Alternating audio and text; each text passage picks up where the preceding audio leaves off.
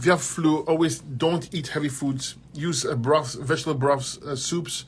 Hopefully medicinal herbs in there, like oregano, like thyme, like any kind of vegetable, onions, fantastic for that, garlic. You also want to be on a fruit cleanse, so stay on the high fruit diet and juices. Don't eat a lot of food when you have a flu. Make sure you sweat nicely and break the sweat. I believe in expressing what's in your body. A good herbalist knows that when your body has the flu, it's trying to release toxins and waste. So you have to encourage it to sweat. And we have herbs for that as well. Like yarrow is a good one.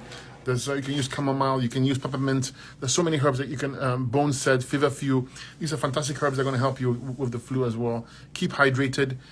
Use herbs for your kidneys and your lymphatic system. When you want to heal quickly, no matter what the situation is, always herbs for the kidneys, herbs for the lymphatic system. And if you do that, you will see that you recover very quickly.